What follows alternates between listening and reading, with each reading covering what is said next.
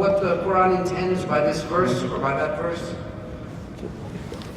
And so it's not that we are sitting upon a religion, as we were just speaking about tafsir. Tafsir is not finished.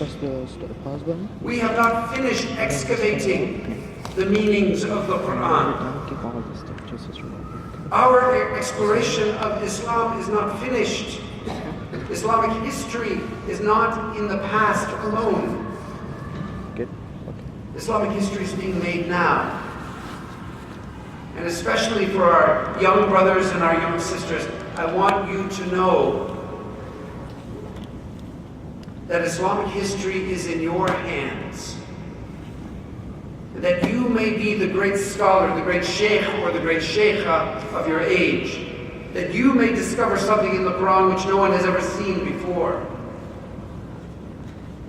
And so this great, wondrous, sometimes heartbreaking journey of Islam in the world is not finished.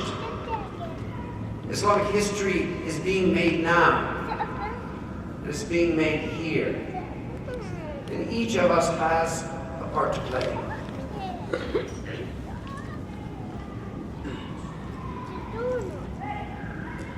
And so as we begin tonight, we awaken ourselves to this moment. In the spiritual tradition of Islam, they call this being the child of your moment. And of course, we live in a tradition, which means that we have continuity to those who have come before us, the scholars, the sages, the Prophet alayhim as-salam ajma'in. We have a continuity with them, and we also have a continuity with those who will come after. And so when we think about being awake to our moment now, it doesn't mean that we have let go of the past or we've let go of the future, but it means that we understand our moment in that time continuum. And so we are now in the month of Rabi' al-Awwal, the first month of spring in Arabic, even though it doesn't look much like springtime outside right now. And we know that this is the month when the Prophet ﷺ came into the world. This is the month in which he was born. And even though the Muslim community will continue to argue about the permissibility of celebrating his birthday, and there's some dispute about which day in Rabi' al-Awwal that is, we honor the fact that this was the month in which he entered the world. And we lovingly remember him, alayhi salatu wassalam. And we hope that what we do tonight is faithful to his character, to his mission, and to his hopes for his ummah.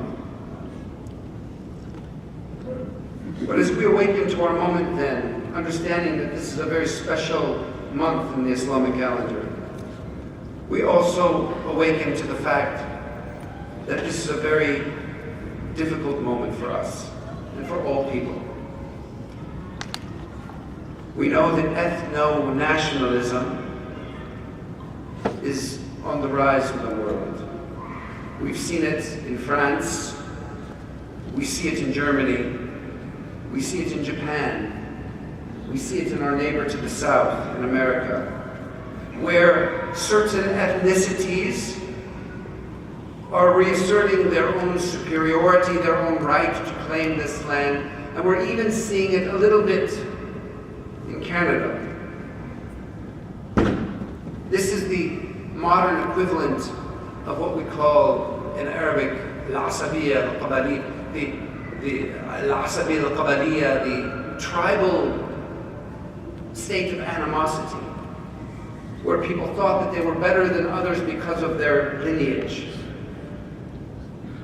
But in the modern period, with industrialized weapons and with the ability to kill people more efficiently than ever before, we know that this is a very dangerous thing.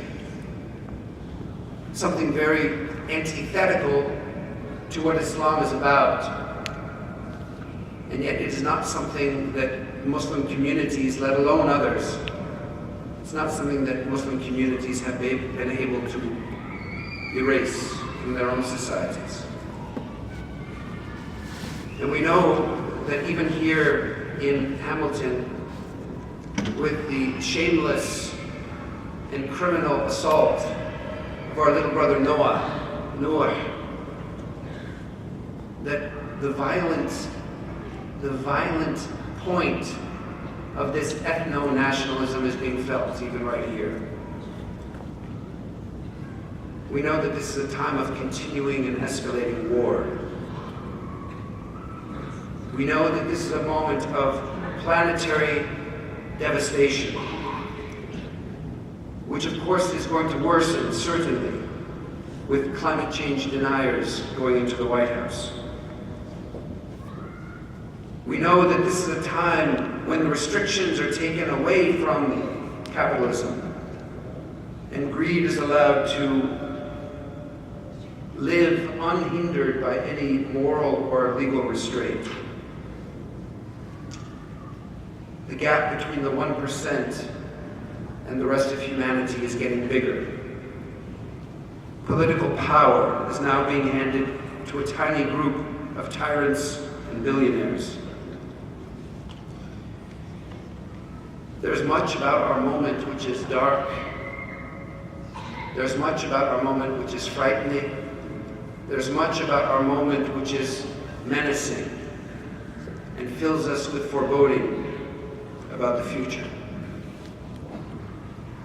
But because this world is a world of polarities, where the good and the bad, the light and the dark, the life-giving and life-taking live in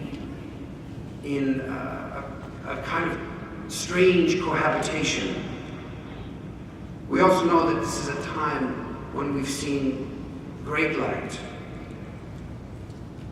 We've seen the passing of great souls. Just to name two, our brother Muhammad Ali and our brother in Pakistan, Abu Sattar Eidi. One of these funerals received a great deal of attention, and the other one did not receive enough attention.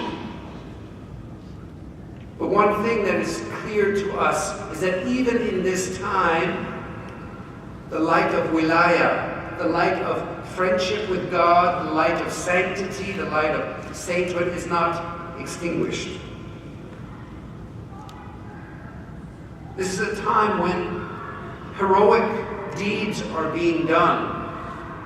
And I think of the khulafa, I think of the vicegerents of God at Standing Rock in North Dakota, who against all odds are standing against forces much greater than them, standing against militarized police, being hosed with fire hoses in sub-zero temperatures in the middle of the night.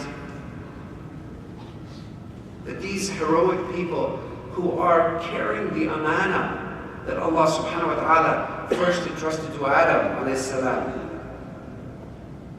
these people are shining lights of courage and faith and commitment. And so even as we see the darkness and we see the violence and we see the evil, we should never give up hope. And even in the midst of the evil,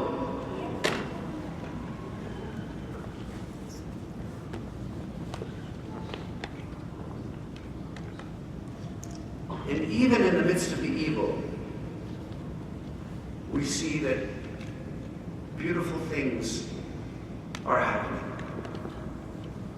One beautiful thing that particularly warms my heart is the fact that in the face of this racism, anti-Semitism, Islamophobia, ethno-nationalism, white supremacy, in the face of all of this evil,